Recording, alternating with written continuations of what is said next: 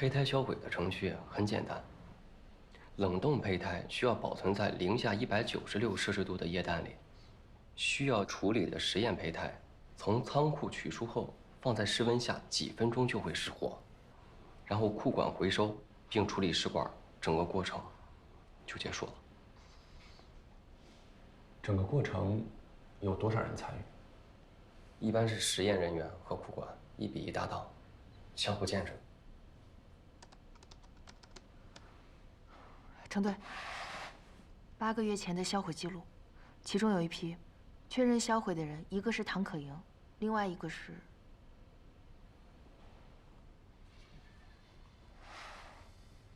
你知道一个人叫刘恋吗？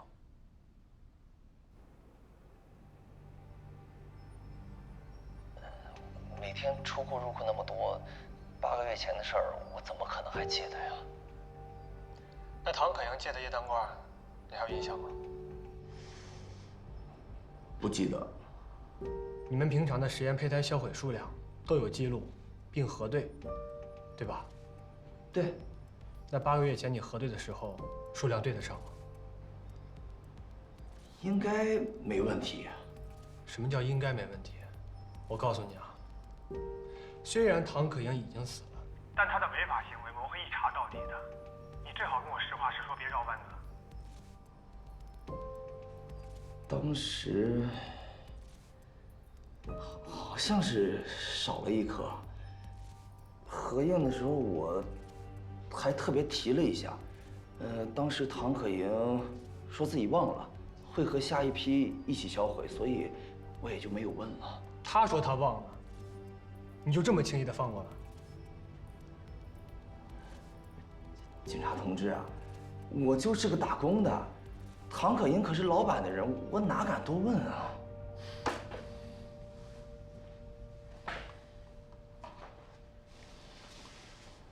像这种情况，在你工作的地方，也就是凯莱生物研究院，发生过吗？有吧？几次？有过几次？到底几次啊？我真不记得了，肯定不是第1次啊。实验胚胎被带出境，会用来做什么？做实验或者植入人体，都有可能的呀。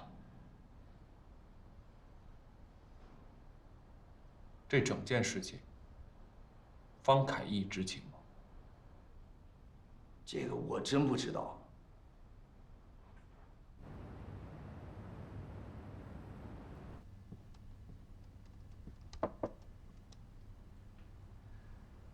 我仔细地观察了一下，周珊珊的这个胎儿确实没有了 MAOA 基因变异的情况，也就是说，曹健真的有了一个没有基因缺陷的孩子。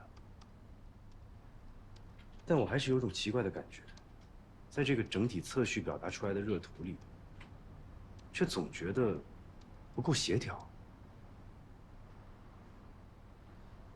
虽然 bug 不存在了，但并不意味着基因是完美无缺的。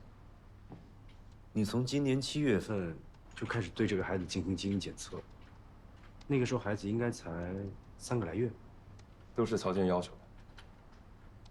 那你没有继续深入的去研究一下这个孩子为什么没有遗传到曹健的基因缺陷吗？我看不见孩子，我看见的只有一组组代码。那个孩子有属于他的遗传代码，好坏由他。我还有很多代码需要去研究和解读。对我来说，现在和未来的事才是最重要的。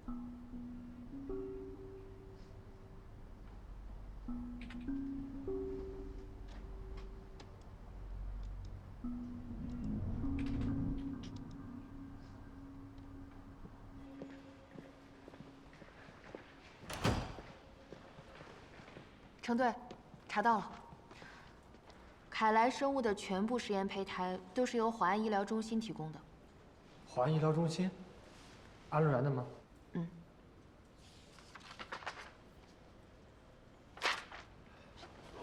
被安路人带出去的那枚胚胎来源找到了吗？找到了，但胚胎的主人，你们可能想不到，谁呀？曹健、周珊珊。他们俩原本是在华安做的试管，合成胚胎之后，都是以捐赠实验的名义送往的凯莱生物。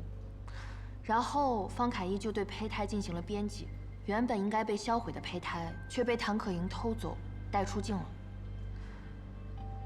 7个半月以前，周珊珊曾经出境做过胚胎移植，移植的医院就是华安介绍的。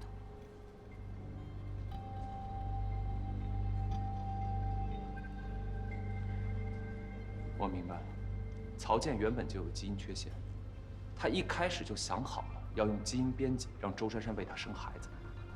但这枚被编辑过的基因的胚胎，按照规定，是应该被销毁的。这越来越复杂了。不复杂，整件事只牵扯到3个人：唐可盈死了，安路然跑了，还有一个就是方凯义。对。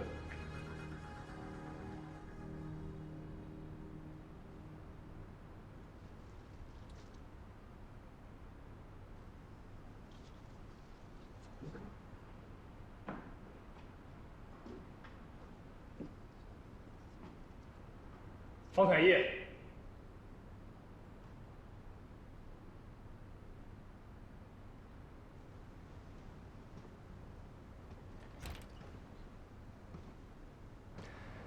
我们发现华安医疗一项违规业务涉及到凯莱生物，麻烦你跟我们回去配合调查。这是传唤证。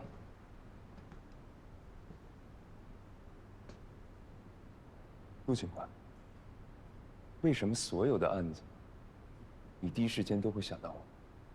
我们调查发现，在你的实验室里，有3颗编号分别为3203、3304和3725的实验胚胎，未按规定销毁，并被你的助理唐可盈带出了境。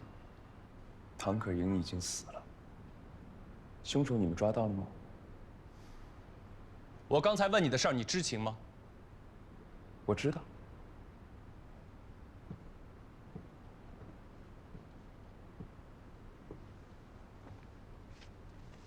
编号3304那颗胚胎是我编辑的。你知情为什么不报警？杜警官，我们是科学家，从某种意义上来讲，我们也是冒险家。唐可盈确实在当下的科学伦理或者法律层面犯了错，可是坦白的讲，我很佩服他的勇气。我们一直在做胚胎基因编辑的研究，这是一项关于全人类未来的研究。但根据当下的科学伦理，所有的实验品只能发育14天，14天之后必须被销毁。太可惜了，我们多么希望我们研究的实验品能被生出来，我们能看着它们长大。不可能，这是违法的。我当然知道这是违法的，所以我批评了唐可盈，而且他答应我，他再也不会做这样的事情。那你知道那颗被唐可盈带出境，原本属于曹健和周珊珊，后来经你编辑的胚胎，最后又被植入回周珊珊的体内吗？我不知道，我只知道，周珊珊怀孕3个月的时候，曹健带她来找我，让我给她的孩子做基因检测。你研究院里发生那么大的事故，你现在跟我说你什么都不知道？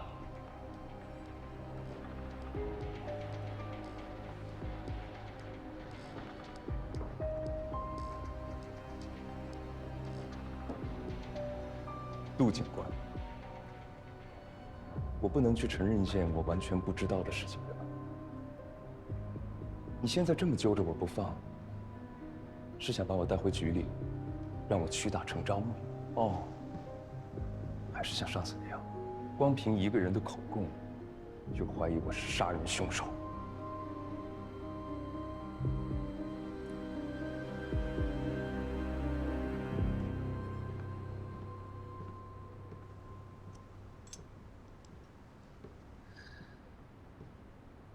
陆警官，我非常能理解你，因为案件进展不顺，心情不好。我承认，这件事情在管理上我确实是有疏忽，可整件事情都是唐可人一个人干，而且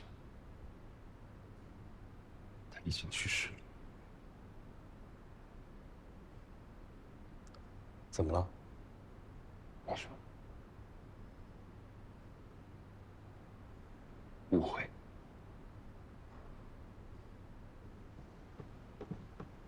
方凯义，方凯义，没了，孩子没了。曹总，你别激动，慢慢说，怎么了？胎停，孩子突然胎停，天气珊珊，这胎盘早剥，大出血，在去医院的路上就没了。这怎么可能？怎么可能？我还问你怎么可能？曹先生，怎么可能？曹先生，你害死我儿子，你害死了珊珊，我跟你没完！你不是说孩子没事吗？你不是说他很好吗？就是你的基因编辑，现在一尸两命，我就跟你没完！我跟你没完！曹先生，你冷静点，到底怎么回事？主成，干好，我要报案，他杀死我孩子，杀死了珊珊，你抓他，你抓他！你冷静点，我们回局里把事情说清楚。你抓他！曹先生，真的是他！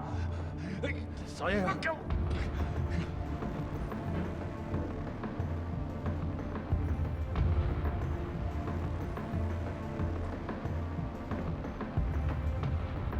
现在又有人指控你杀人了，这中间一定有误会。请你跟我们回去，把所有的误会都解释清楚。好。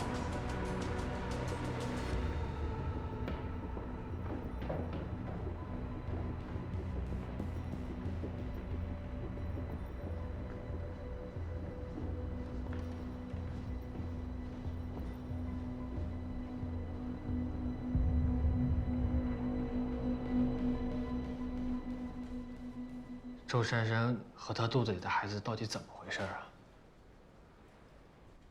这都怪我，相信唐可盈的话。他跟我保证，只要找到方凯义给胚胎做基因编辑，我的遗传病就不会传给我儿子。所以我跟珊珊才会去捐赠我们的受精卵，然后他们再安排基因编辑，还有后续的事情。他们具体指的是谁？唐可盈和安陆然。周珊珊是自然胎停，死因是胎盘早剥，这些都是正常的，没有任何证据能够证明方凯义跟他俩的死有关系。不是，其他步骤我都在的，就只有基因编辑我看不到，肯定是基因编辑的时候出了问题。他是个科学疯子，他拿我家人做实验呢。您刚才提到的步骤，具体是怎么操作的？就是安陆然负责安排辅助生殖，然后唐可盈把胚胎运到国外，然后安陆然再帮我联系医院做手术。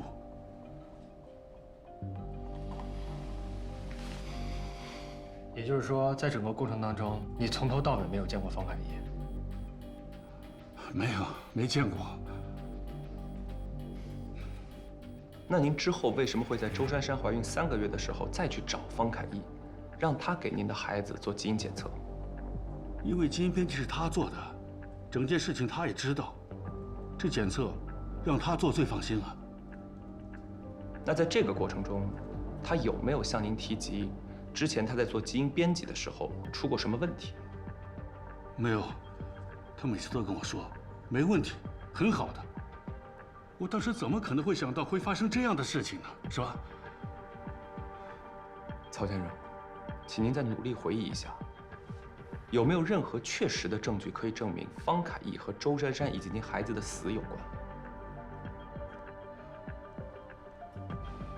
没有，他自始至终就没有在台面上出现过。但是整件事情一定是他在幕后操纵的。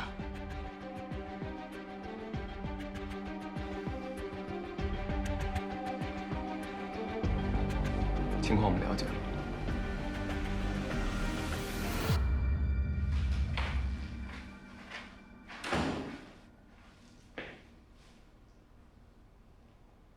曹健一口咬定，周珊珊和孩子的死都是你造成的。我能理解他的心情，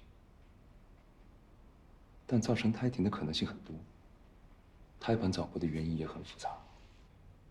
整个胚胎在植入的过程中，有没有什么医疗操作的问题，我也不清楚。曹总太激动了，所以他的判断太过于武断。我申请相关部门彻底调查，还曹总一个公道，也还我一个清白。现在的基因编辑技术还没有很成熟，有没有可能是你的编辑造成了胎儿发育异常，从而导致胎停？杜警官，这不是重点。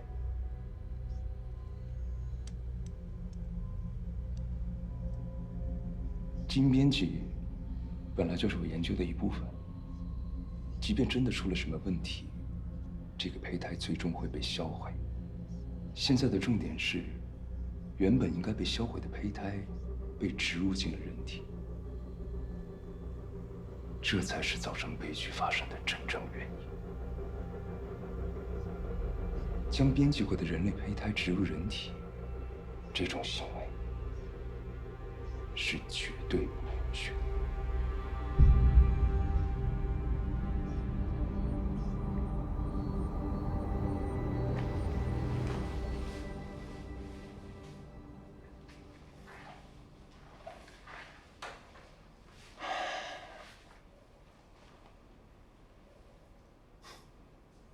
所以这件事儿也是唐可盈的问题。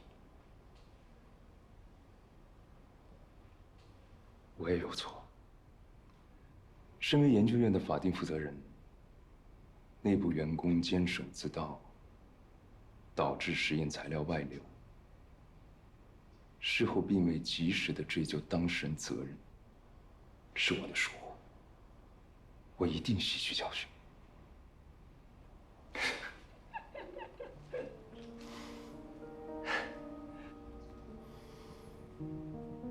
我原来以为你除了研究，什么都不会。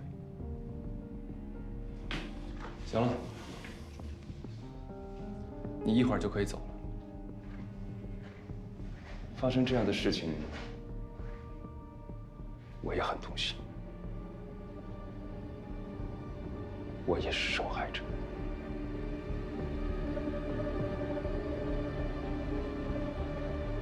近期不要出国，不要离开北疆，随时准备配合调查。好。我太了解房凯义了，他这个研究所有多烧钱，你知道吗？他做过很多研究，植物、动物、人类器官什么的，只要有一点点的不如意，他恨不得全部把它毁了。我的孩子就是这样被他毁的。你为什么就这么肯定，是因为方凯义的基因编辑，才导致了孩子和周珊珊的死呢？那不是编辑出问题，还会哪儿出问题啊？我看过那个孩子的基因测序图，没有问题。现在，除非你有证据能够指认方凯义是主观蓄意对孩子进行了基因编辑，并把它植入到周珊珊的母体，以及周珊珊和孩子死亡的全部过程中，方凯义有违规操作，否则，你的申诉很有可能都达不到立案的条件。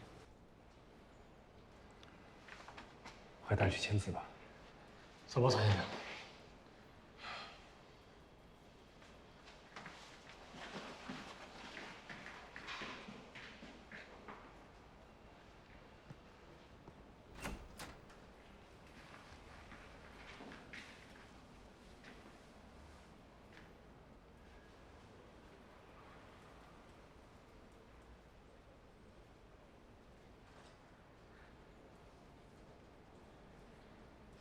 你可以走。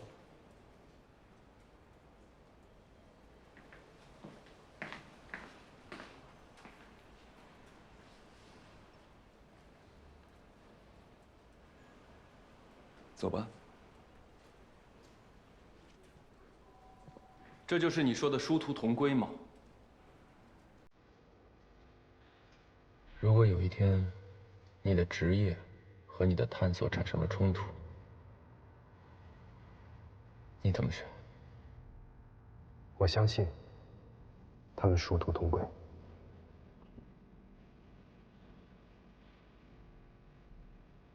今天你在这儿，身份是嫌疑人的朋友，还是我的同事？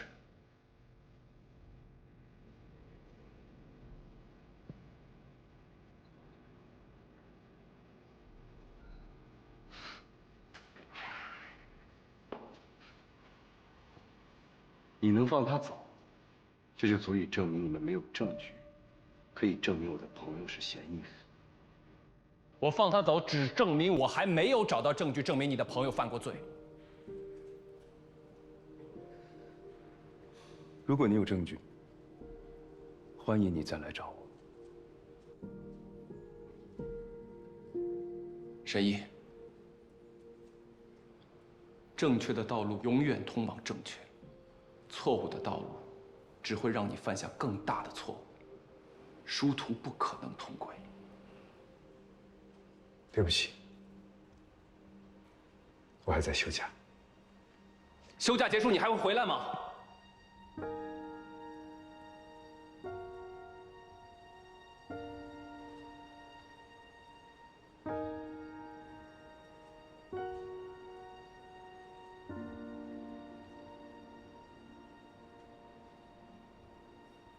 我已经无法控制我的主观感受和直觉带来的冲动。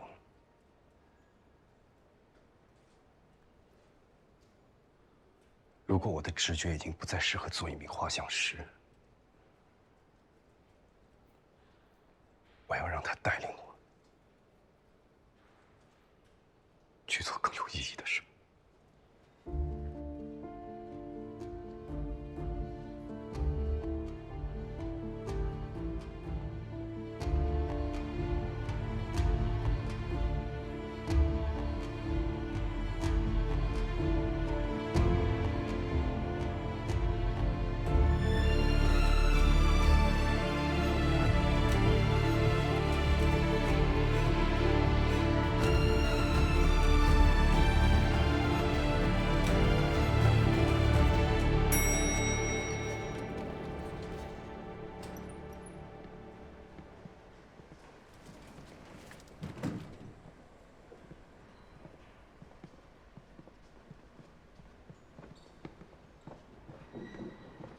你还好吧？方凯义，你这个混蛋，你给我站住！曹总，对于你的遭遇，我真的非常遗憾。珊珊和孩子死了，我也很难过。但是我是不会接受你不分青红皂白的指责，请你委托第三方，好好给孩子胎停和周珊珊去世做个鉴定，我接受任何结果。你还装什么科学家？你老是把你的技术夸得神乎其神的，你的技术根本就不成熟。珊珊就是你的实验品，一个失败的实验品。你骗了我多少钱？我跟你没完！你冷静点，这里是北疆分局，钱还我！你可以侮辱我的人品，但你不可以否定我的研究，否定科学。科学？狗屁科学！你听着，你跟你的凯莱研究所要完了。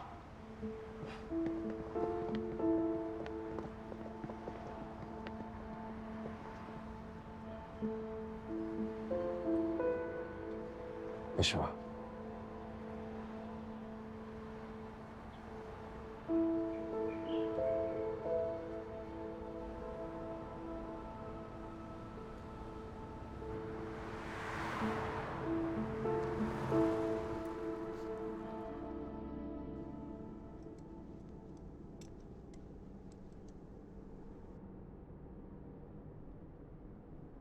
沈毅，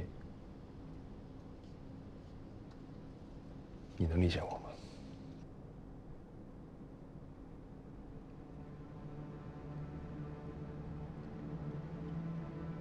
很多年前，我曾经对一个犯人说过一句话：与众不同，或许很难被理解，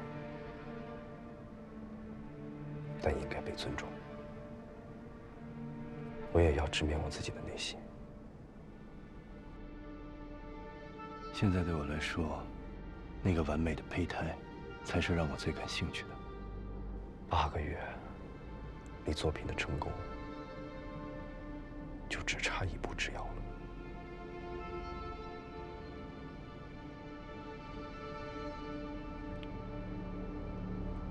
你刚刚跟杜成说的那番话，是不是有点重了？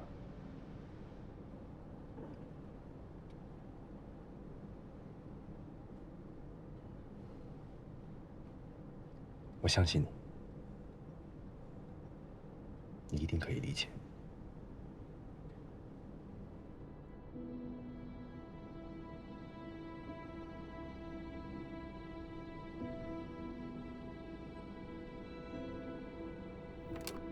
回工作室。好的，方教授。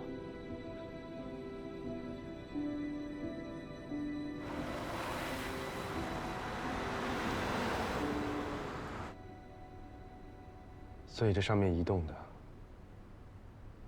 就是正在编辑基因的 CRISPR-Cas9。对，我用它编辑掉了遗传自曹健的 MAOA 基因变异。原本粗发暴力性的激素，会成为创造力的源泉。它会有更强的免疫力，更强的伤害修复能力，理论上也会更抗压。虽然这一切都没办法证明它必然会成为精英。但这是迄今为止，在我的认知领域里最完美的婴儿。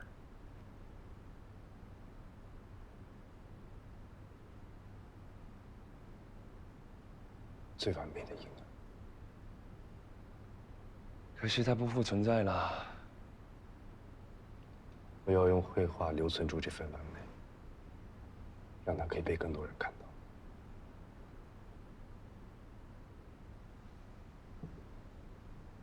我一直坚信，我的使命就是用基因科学修复造物主的 bug， 创造一个随着繁衍一代比一代更好的人类。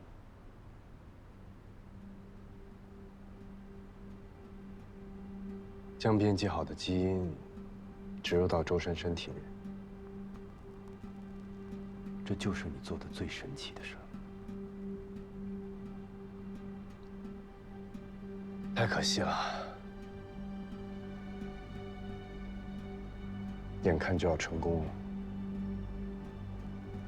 不然，这将是你做过的最完美的基因编辑。我很庆幸他没生出来。我一直在检查周珊珊胎儿的检测记录，到现在也没发现问题到底出在哪。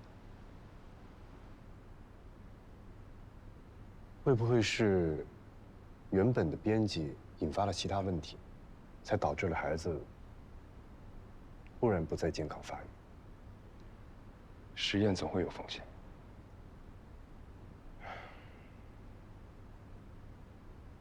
基因存在突变吗？填补了这个漏洞，还会有下一个漏洞。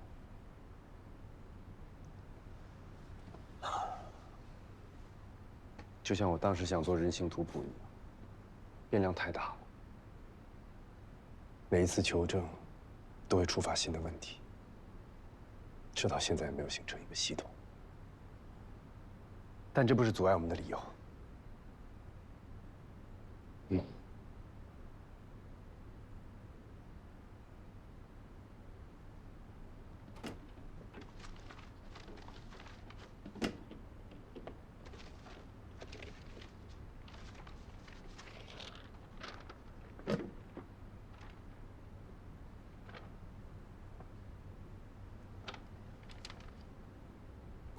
这是一张 DNA 衍射图，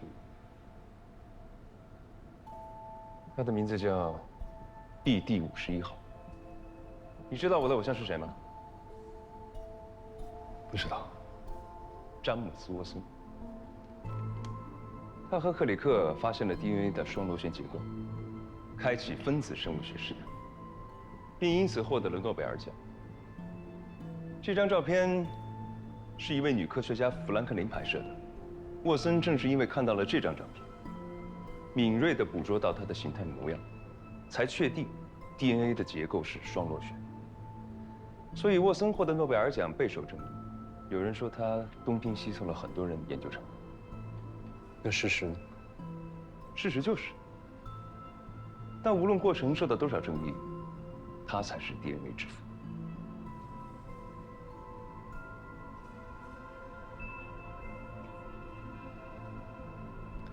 世人只能看到结果，而不是过程。而且，如果没有克里克的帮助，沃森也无法取得成果。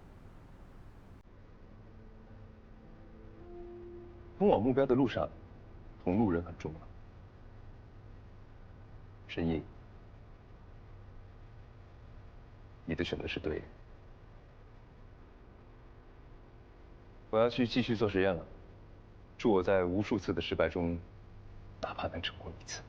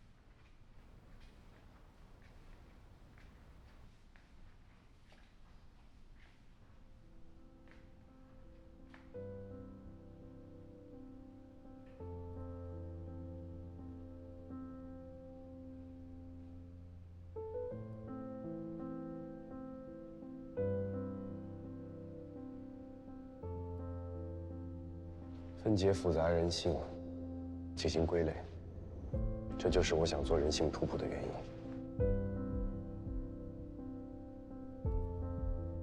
我觉得，爱情可能不是驱动他手起刀落的根本原因。我一定要把这个魔鬼画出来。我们是警察，我们的工作是找到真相，抓住凶手。但作为画像师，我如果画不出犯罪者心中的那个犯罪人格，我的工作永远无法完整。画皮画骨不重要，我要画的是心。我想申请去探访一些重刑犯。沈毅，你做研究可以，但不能冒进。如果我能通过绘画和色彩表达出这些，掌握犯罪人格，那说不定以后我就能提前预判未发生的案件了。沈毅，事情已经过去了，别把自己逼得太紧。我已经无法控制我的主观感受和直觉带来的冲动。如果我的直觉已经不再适合做一名画像师，我要让它带领去做更有意义的事。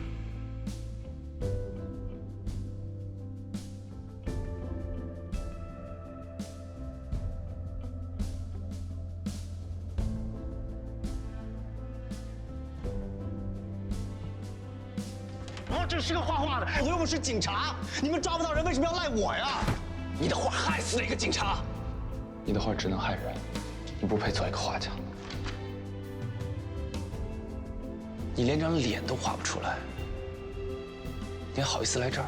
那希望以后我能帮到你，就在我快要窒息的时候。我几乎看到了那张脸，我必须找到濒死的临界点。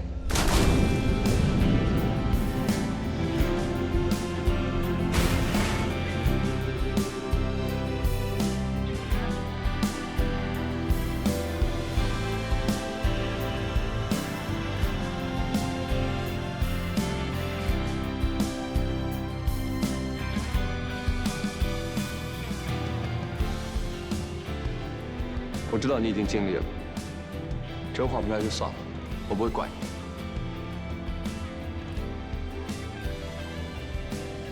真的是我画错了。不，我相信你。你们能不能放沈毅走？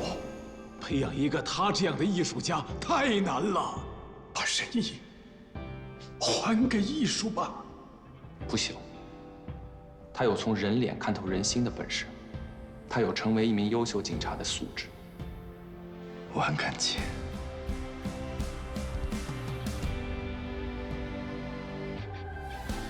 就像小时候，徐老师带我走进了美术的世界，冥冥之中，雷队也带我找到了我真正归属的地方。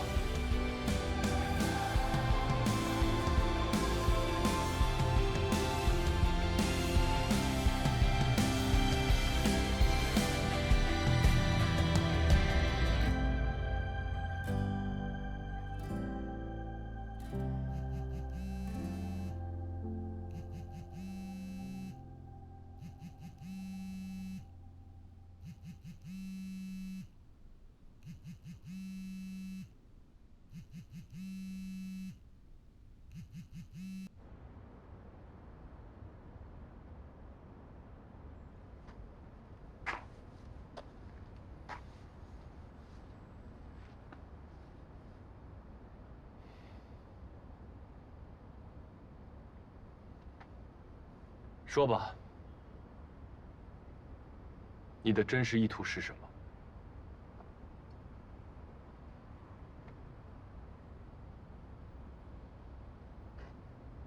方凯一已经默认了周珊珊的那个胎儿就是他编辑且植入的实验品，我能找到证据。我想争取让方凯一主动自首。为什么？因为他和我是同类。曾经的我和他一样，我知道他在执着什么。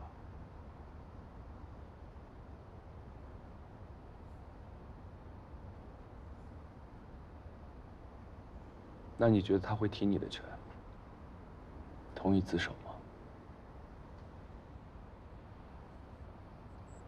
方凯一第一次看见我的画时，他说：“如果我不当一名警察，很可能会是个犯罪天才。”我当时觉得很可笑，直到我开始回忆起我的过往，才发现，如果我的人生里没有遇到你，没有遇到雷队，我是否会像方凯一一样，坚持在自己的执着里，慢慢的陷入深渊？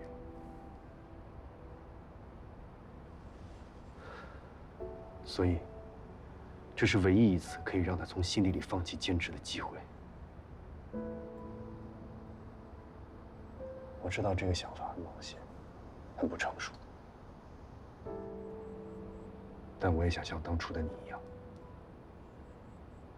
为他指明正确的方向。这件事情，就让我去做吧。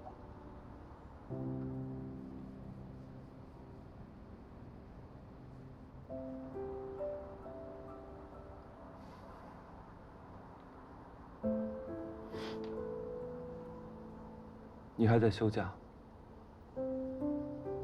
想干什么不需要我同意。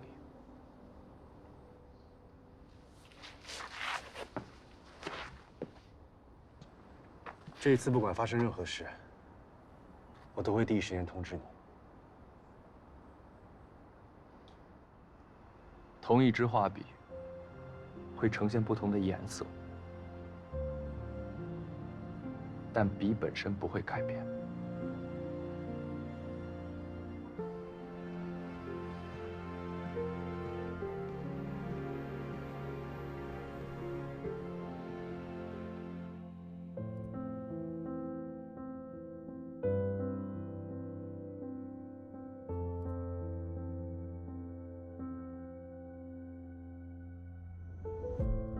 陷入凝望，拷问在想，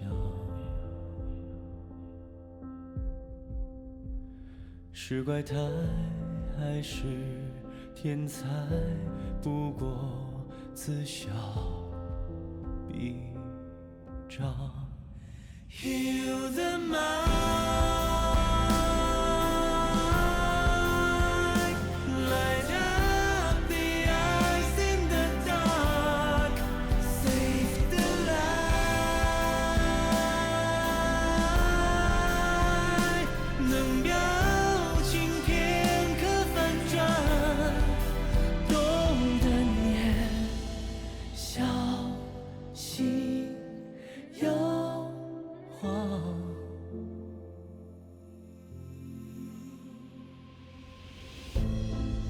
心会有几分模样，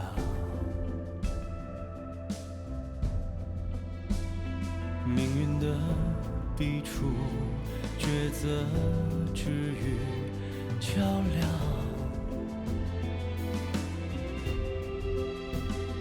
光影中划破边界，又被自己捆。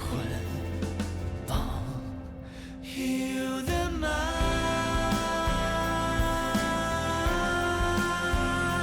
light up the eyes in the dark, save the light. In darkness and in the light, feel alive.